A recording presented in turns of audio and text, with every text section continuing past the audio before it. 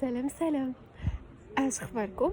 ان شاء الله تكونوا بخير. ما عرفتش الصوت غيكون مسموع عاوتاني حيت هاد المره ما درتش لي زيكوتور.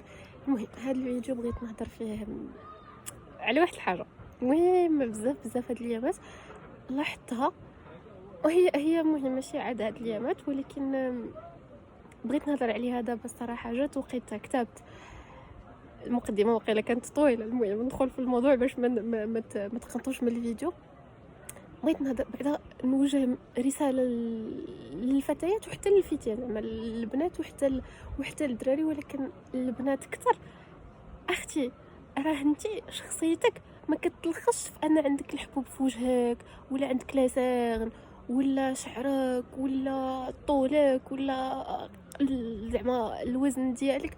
لا، شخصيتك راه بوحدها فريده من نوعها. في شخصيتك في بزاف ديال الحوايج، فهمتي كيفاش كتشوفي الحياه، كيفاش كتعاملي، كيفاش كتواجهي الظروف الصعيبه، كيفاش كتعيشي حياتك. راه كاملين عندنا دوك لي زامبيرفيكسيون، راه شي واحد ما كاملش هذاك العالم اللي كيحاولوا يوصلوا لينا من خلال وسائل التواصل الاجتماعي، انستغرام، فيسبوك وسناب. هادوك غير فلاتر، هادوك غير دي فلتر، ماشي الحقيقه هذيك. راه كلنا عندنا عيوب البشره، كلنا عندنا مشاكل. احنا بنادم، راه ماشي مونيكات، والله ما مونيكات، كلها كيفاش داير. ولكن احنا متفردين. انا كنشوف كل واحد، حتى الدراري دابا تا هما ولاو نفس المكياجات، الفلترات، بزاف هادشي. لا، راه خاصنا نبغيو راسنا كيفنا حنايا. راه ماشي بالضروري نكون انا وجهي بلق بحال البيضه المسلوقه باش نكون انا لا عادي. راه اي انسان معرض انه يجي حبوب في وجهه. تاكل شي حاجه ماشي هي هذيك وبنادم كتلقاه معقد على حبوبه في وجهه. ودخلنا عليكم بالله، واش ماشي المنكر هذا؟ راه بزاف. لا بصح وصلنا لواحد المرحله لا حول ولا قوه الا بالله.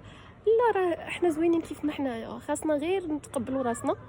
والسلام عليكم، انتي زوينه اختي كيف ما انتي. وشي هذاك اللي ما بغاكش وانتي هكا راه ما غيبغيكش، واخا تولي انتي يا ما عرف شنو هذيك الرمز الجمال في عقلك، واخا تولي بحالها راه ما غاديش يبغيك، حيت هو ما مقتنعش بك كشخص ماشي كمظهر.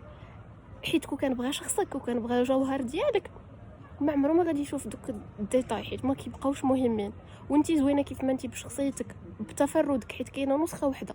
نفس الشيء بالنسبه للشباب. المهم اسمحوا لي على هذا الفيديو نفعل شويه، ولكن بصح حيت كان انا كيوصلوني شي مساجات، كنشوف شي حوايج اللي كتحز في الخاطر الصراحه الله. المهم نتمنى هذا الفيديو يعجبكم، ونتمنى ان الرساله توصل. بصح كنتمنى انها توصل للناس اللي محتاجينها، والناس اللي محتاجين يسمعوا هذا الميساج ومحتاجين يشوفوا هذا الفيديو. انا قلت لكم سوا بنات سوا دراري، كنقولها لراسي هاد الهضره شحال نختارها، وكنقولها للناس اللي محتاجينها. شكرا، دمتم بألف خير، ونشوفكم على خير ان شاء الله. سلام.